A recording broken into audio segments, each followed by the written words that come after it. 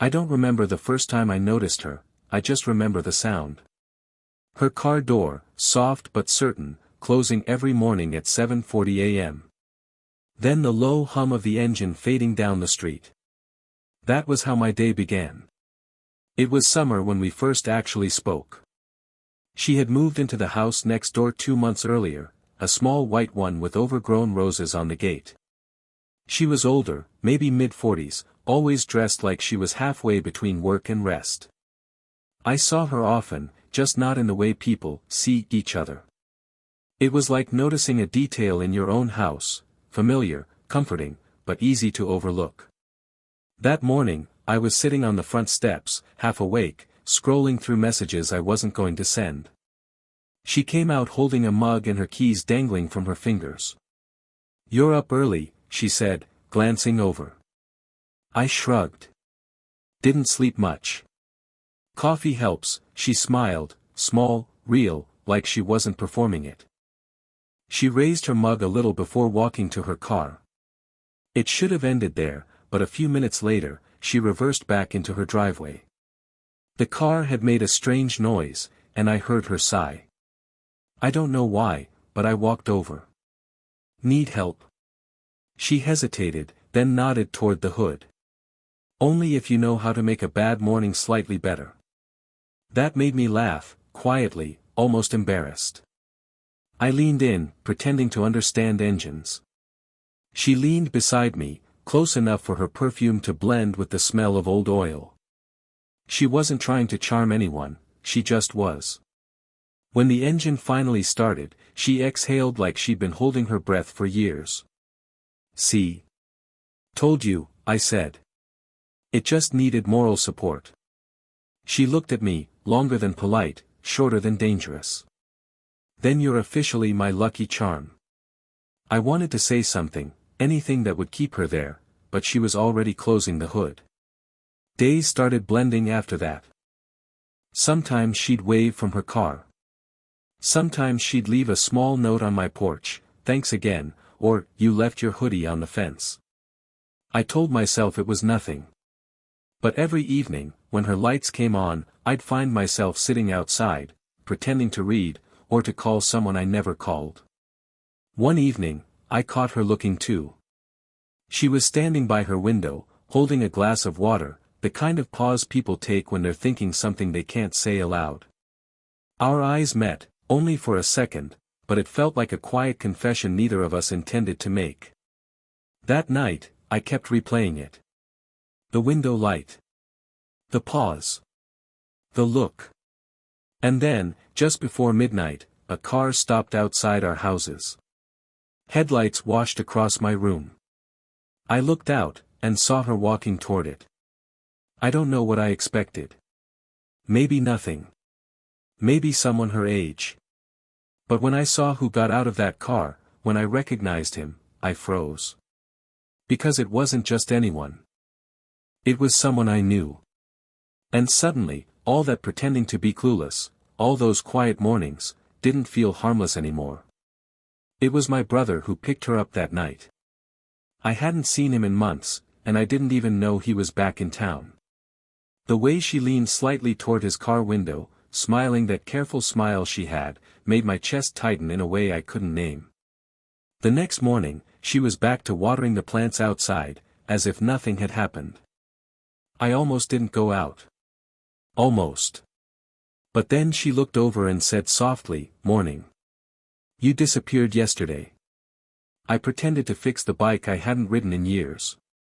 "Yeah, I was, just around." She nodded, her hands still wet from the hose. "Your brother mentioned you used to draw." That stopped me. "He told you that?" She smiled faintly. "He said you were the quiet one, the one who notices things most people miss." It should have been a compliment. But something about her tone, calm, almost wistful, made me feel seen and exposed at the same time. I wiped my hands on my jeans. "He's exaggerating. I'm just bad at talking." "I don't think so," she said. "You just wait for the right moment." That week, I kept finding small excuses to cross paths, returning her mail, offering to carry something heavy, standing at the same time she stepped out. Sometimes she'd invite me in for tea. The first time, it was raining, a soft, steady kind that makes everything quieter. Her kitchen smelled like bergamot and old books. She poured tea carefully, both hands on the kettle, as if precision could protect her from conversation. "You and my brother," I started, too quickly. "Are you?" She looked up, not defensive, just patient. "We knew each other a long time ago. Before he moved away." There was a pause, the kind that stretched wider than the room. "I see," I said, though I didn't. She slid the cup toward me. "You don't have to." For a while, we just sat. The sound of rain filled the silence between us. I watched her stir her tea slowly, the spoon clicking against the cup like a heartbeat she was trying to steady. Then she said, almost to herself, "It's strange, isn't it? How people leave, and then suddenly they're back, like nothing changed." Her voice cracked slightly at the end. I wanted to ask who left her first, my brother or someone before him, but I didn't. Instead, I just nodded. "Yeah. Feels unfair sometimes." She looked at me, really looked, and something softened in her expression. When I got up to leave, she touched my wrist, just briefly, to hand me an umbrella. Her fingers were warm, and the moment so small it should have meant nothing. But it stayed. Maybe because it felt like someone finally saw me, and then pretended they didn't. After that afternoon in her kitchen, things changed, quietly, like when you rearrange something in a room and pretend you didn't. She stopped leaving notes on my porch. I stopped pretending I wasn't waiting for them. Still, there were moments, small, unplanned ones. She'd pause by the gate, ask how my classes were going, mention a book she thought I'd like. And every time she said my name, it felt different. Slower. But she'd never stay long. Then one evening, I saw her sitting on her front steps, her car keys dangling from her hand. Her expression unreadable, tired maybe, or just thinking too hard. "You okay?" I asked from across the fence. She nodded, then shook her head. "Long day. Want company?" I didn't mean to ask. The words just slipped out. She didn't answer right away. Just looked down at the gravel between us. Then, "Yeah. I think I do." So I sat. Close enough to smell the faint trace of her perfume. Close enough that neither of us spoke for a while. The street was quiet. Someone's dog barked once and then stopped. She sighed softly. "Your brother's leaving again." I froze. "He told you?" "He mentioned it this morning." I tried to read her face. Couldn't. She continued, "He's always leaving. That's his pattern." Something bitter flickered behind her tone. Not anger, just fatigue. I wanted to ask if she'd miss him. But the question that came out was, "Will you?" That made her turn toward me, slow, careful, like she was weighing the cost of honesty. "I'm not sure," she said quietly. "Missing people doesn't do much good anymore." Her words hung there. And for a second, I thought she might cry, but she didn't. Instead, she smiled, small and steady. "You remind me of him, you know," she said. "I hope not," I whispered before I could stop myself. Her gaze caught mine. Something in it softened, or maybe it broke. A car passed. Its headlights sliced through the fence slats, lighting half her face and half mine. The world went still. I could feel her breathing. Slow. Controlled. Her fingers brushed the edge of her sleeve, then stilled.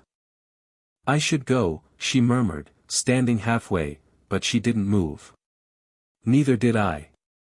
The silence stretched thin between us. She looked down at me, then away.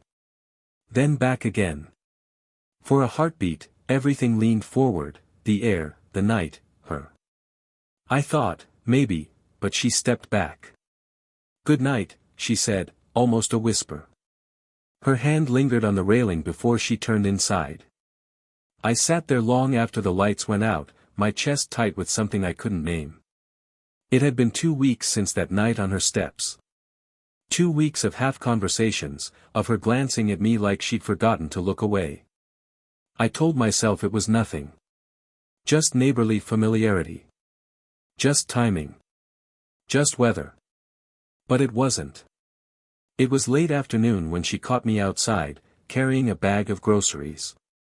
The sky looked tired, pale orange, like it didn't want to commit to evening yet.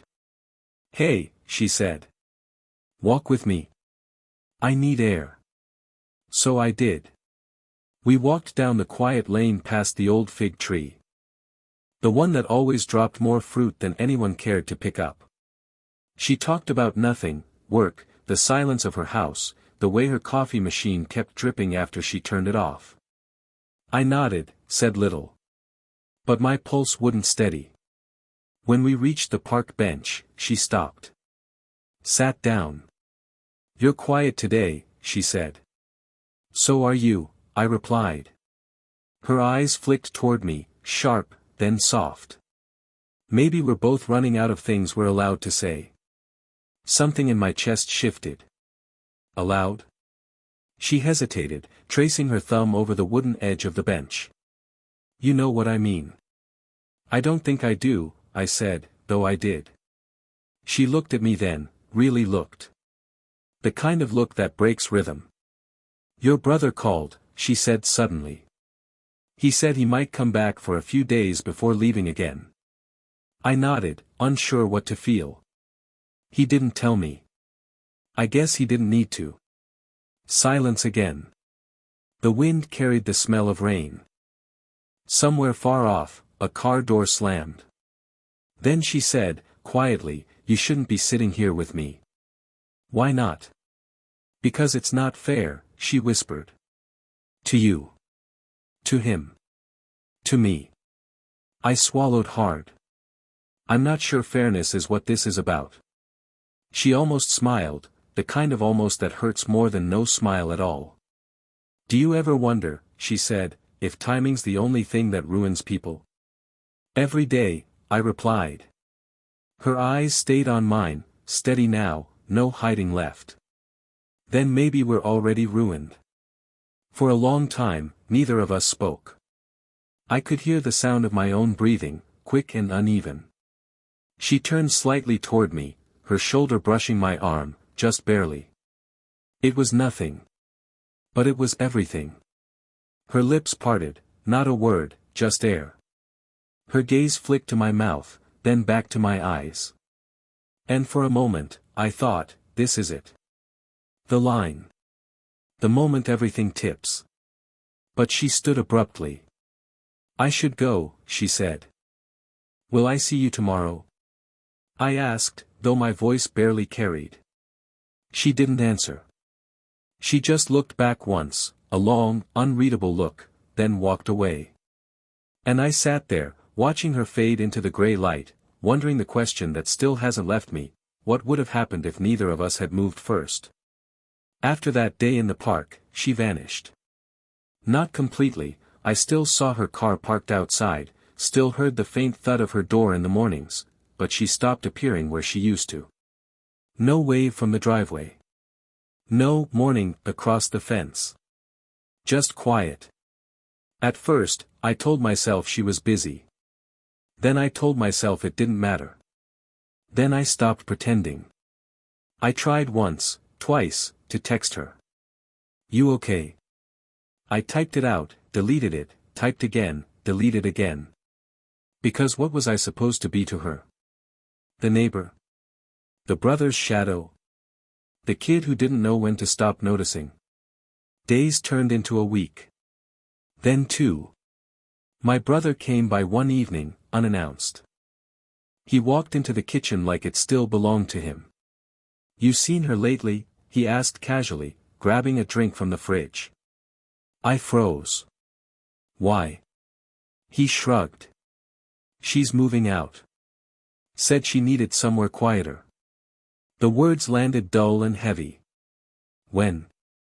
He took a sip, not noticing the way my grip tightened on the counter. "End of the month, I think." Said she wants a fresh start. I nodded, though I wasn't really there anymore. That night, I saw the faint light through her window. Boxes stacked near the curtains. Her silhouette moving, slow, deliberate. I almost went over. Almost knocked. Almost said something, anything. But I didn't. Instead, I just stood by my window, watching. She paused once, like she felt the stare. Turned slightly. For a second, our eyes met again, separated by glass and distance and everything we didn't say. Then she looked away. The next morning, I walked past her house. The front gate was open, the air thick with dust and sunlight. A small cardboard box sat near the steps, old mugs, a book with a folded corner, a photo frame turned face down. I bent to pick it up, hesitated. Inside the book was a note. My name on the front. But when I opened it, nothing. Just blank pages. A mistake, maybe. Or maybe not. It felt like her, half there, half retreating, saying more by leaving it unsaid. Later that evening, my phone buzzed. A message from her number. "Take care of yourself, okay?" I stared at it for a long time. My thumbs hovered. "You too," I typed. Then stopped. Deleted it. Closed the phone. Because what could I say that wouldn't sound like a plea? I didn't feel heartbroken. I felt paused. Like life forgot to finish the sentence. And somehow, that was worse. The night before she left, it rained. Not the kind that drenches, the kind that lingers, steady and polite, like it knows someone's trying to think. I saw the faint light under her porch. Boxes by the door. The same mug she always used, now sitting empty on the railing. For the first time in weeks, I didn't wait for a reason. I just walked over. She opened the door before I could knock. Almost like she'd been expecting it. Neither of us spoke for a moment. Just the sound of rain, soft against the eaves. "You shouldn't be out here," she said, voice low. I couldn't sleep. Her eyes flicked down, then back to me. There was something tired in them, not from the day, but from carrying too many goodbyes. "I'm leaving tomorrow," she said quietly. "I know," I replied. She nodded. "Your brother told you." I didn't answer. I just looked past her shoulder, the half-packed boxes, the framed photo turned face down on the counter. "You didn't tell me," I said finally. She exhaled, a long, uneven breath. I didn't know how. I shifted, trying to keep my voice steady. "You always knew how." That made her look at me. "It wasn't supposed to get this complicated," she said.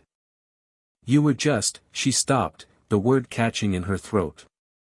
"You were just kind." "Is that all it was?" I asked. Her eyes flickered. "No. But it has to be." We stood there, me in the rain, her half in shadow. The space between us small enough to close, wide enough to drown in. "I don't know what you want me to say," I whispered. "I don't either," she said, almost smiling. "Maybe nothing." For a while, there was just silence, the kind that felt like a conversation we couldn't have any other way. Then she reached out, slowly, unsure, and brushed the rain from my sleeve. Her fingers lingered a second too long. "I kept pretending you didn't see me," she said softly. "But you did. From the very start." I swallowed. "And you pretended I didn't care." Her lips parted like she wanted to reply, but the words never came.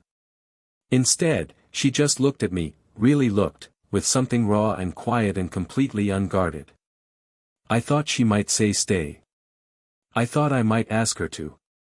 But neither of us did. She let her hand fall, stepped back into the doorway. "You'll be okay," she said. I nodded, though it didn't feel true. She hesitated, then smiled, small, tired, real. Thank you for noticing. And just before she closed the door, I said the only word that felt right. Okay. It wasn't an ending. It was an understanding. Soft. Human. Enough. She left quietly.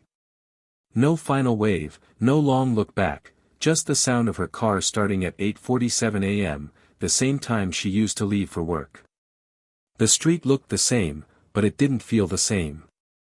For a while, everything around me held a trace of her, the tea mug she once lent me, the bench under the fig tree, even the low hum of mornings that felt half-finished. Time did what it always does, it kept moving. I finished my degree, started teaching part-time at a nearby school. My brother drifted again, as expected. And the White House next door stayed empty for months, like it, too, was waiting for something it couldn't name. Then one day, the sound came back. A car door, soft but certain, closing outside. I didn't look right away. I told myself I wouldn't. But then I did. It was her. Older maybe, or maybe just steadier. She stood by the gate, holding a small plant and a set of new keys. When she saw me, she laughed quietly. "You still live here?" "Yeah," I said, smiling despite myself. "Guess I got attached." She stepped closer, the morning light catching the silver in her hair. "I didn't think I'd come back," she said. "I didn't think you would either," I admitted. "But I'm glad you did." We stood there, unsure how to bridge years of silence. Then she gestured toward the fig tree. "Still drops too much fruit. Every summer." "Good," she said. "Some things shouldn't change." Later that week, I found her sitting on the same park bench. 2 cups of tea between us this time, one with sugar, one without. "I learned to stop rushing," she said quietly. "Some things take their own time." I nodded. "Like people." She smiled, the same small curve I used to mistake for politeness. "Exactly." We didn't talk about the past. Not about the night she left, or the messages never sent, or how close we'd come to crossing a line we didn't understand back then. We just sat there, the kind of silence that doesn't ache anymore. The kind that feels like home. It's strange how time can turn longing into peace. How the same eyes can meet again and not need words this time. Before she left that evening, she handed me the thermos she used to carry. "Still drink your coffee black?" I smiled. "Still forget the sugar?" "Good," she said, softly. "Some things shouldn't change." And this time, when she walked away, it didn't feel like a goodbye. Just another quiet morning at 8:47, beginning again. Did this story stay with you? What kind of quiet, real love stories do you want to hear next?